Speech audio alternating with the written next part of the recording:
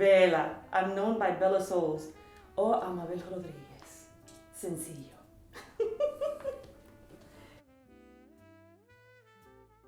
How it's been for you to grow up in the Bronx?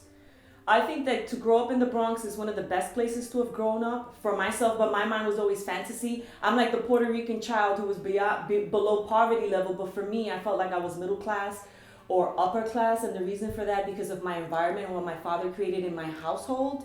And so it was a little bit stigmatizing when you step outside of the Bronx. Like the first times I stepped outside of the Bronx and I would say, oh yeah, I'm from the South Bronx. People would look at me and they're like, you're from the Bronx. How is it up there? Do people get mugged? Do people get like killed? I hear that people get killed every single day. And I'm like, well, it could be a little bit rough, but people could get killed anywhere if you walk up the block. So basically it was no buildings when I was growing up. I'm a late 70s, 80s, 90s baby because I was a baby up until the 90s for sure. My mentality and the things that I grew up with. I always had to create stuff because it was a little bit challenging, but I never felt like I was at a deficit growing up in my environment in the Bronx. What do you do and how do you incorporate art in your life?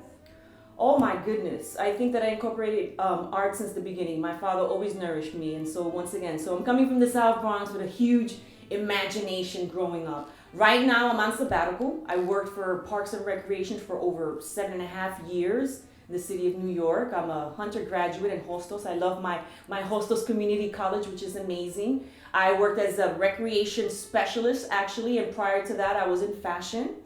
I was a fashion executive assistant and I always would go to a lot of underground, I had my camera all the time. I'm not a photographer right now because I think that I've had many different titles and I think that I've evolved and just putting in my reservoir of things that I've done. So for example, one of the main things that I would do in the early 2000s, I was a fashion executive assistant. Then I would live in Wooster Street because I was a dog walker. I moonlight as a dog walker and I was always with my camera and I met a bunch of amazing artists, muralists and artists that would paint like with mosaics and stuff like that. And so for me, it was a transition from photographer to then working in fashion to then I kind of got stuck when I started working with the city. It killed my inner spirit in a sense because when you work with the city, it's kind of rigid and you're a civil servant as opposed to the artist that I was documenting everything. I would walk down the street and everything was fascinating to me. What do you think that art brings to life and what that art brings to you? Wow, can you imagine what is art? You know, art is like a breath of fresh air. It is something that comes from inside of you and no one can tell you that's wrong or this is right because art is subjective. Art is not just one singular thing. It is like a cosm, like a supernova. Art fuels me and art fueled me for a long time. And I know people that, I don't got money, but I eat art. I'm going to eat my canvas because I'm hungry and it's okay because I'm an artist. Hence the whole thing about a starving artist. And art is one of the most incredible things given to humanity since the beginning of time. Man and women, because I do believe that in those caves, some women scribbled some stuff. I don't think it was always the men that were like scribbling everything. So since the inception, when a person said, hey, I think I can, what's this? Or they put two stones together, or they take a knife and they carve something out. It's something that's inside of you that you can't hold it. And I think everyone is an artist. Everyone can create art. I know a lot of people that sell themselves short. Oh no, I'm not an artist. I just like math. Well, that's art within itself. It's what you think art is, and no one can tell you that it's not.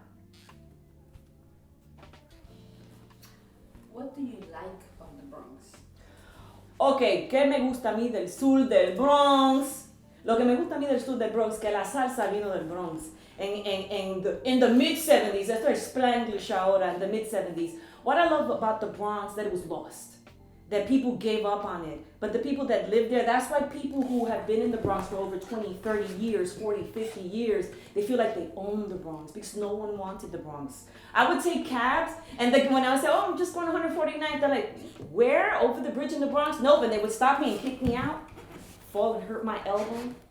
And so, for me, what I like about the Bronx, that it was the forbidden ground. It was the last of the Mohegans. It is a place where basically you can be free. You really weren't judged in the Bronx. It's not like Manhattan, or you walk down Madison and you dress a certain way and they're looking at you or whatever. You're very individualistic in the Bronx, and we're very tribal, I would say, in the Bronx.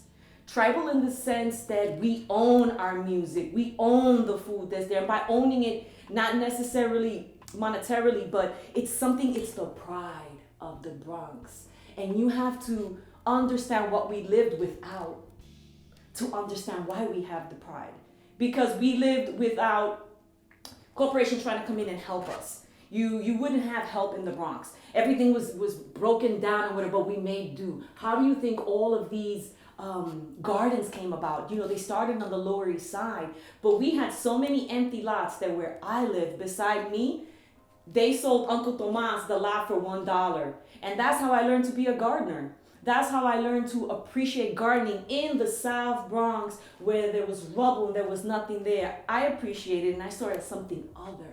People are like, oh, you're there. No, I want the picket fence and the White House. Your home and your picket fence is inside. And those who are tribal. So I would say that for me, the Bronx is everything. And that's why so many people have that Bronx pride. And you have a lot of individuals who now are capitalizing on the Bronx, though. You have individuals that are coming in and claiming the Bronx. And that's why Bronxites, they get mad. And they're like, do not claim something that is not yours. Because you're capitalizing on something that's, where's the sweat, blood, and tears? You're just coming in when it's okay, when they won't cut your face, right? Because you're so afraid to come and walk into the streets and whatnot. And so, I'm not sure if I answered your question. Yeah. Last question, Yes. What advice would you give to other women, especially to the next generations? Oh my God, the next generation, the world is yours. As a female, be more empowered. We're more empowered than men to begin with. Because men may have that brute force, and yes, we have more men in the world, claiming the world, but a woman, we are the nurturers, we are the birth givers, we are the ones that were idolized. Before man claimed land, we were the nurturers. So what I say to the young woman, you have everything in your hand. You actually have everything in your phone. You can Google anything that you want. Don't be mindless. Don't waste your time. See what you love and see what your passion is early on, and seek like-minded people. Because when you seek like-minded people, which is your tribe, all the doors are going to open up. You only hold yourself back. I know that for a fact because I held myself back. I was my own hell at one time, selling myself short. Maybe I'm not good enough. Maybe, it was always, and then thank God I had my tribe. Snap out, we get that snap out of it. And they smacked the shit out of me, and I'm like, okay, you're right. Know your self-worth and know that in this time, in this age, there are no closed doors. There really are no closed doors. Find like-minded people and they're going to elevate you. Just like they say, they say that the acorn does not fall far from the tree, but they say, tell me who your friends are and I'll tell you who you are. Seek like-minded people. And the universe is yours.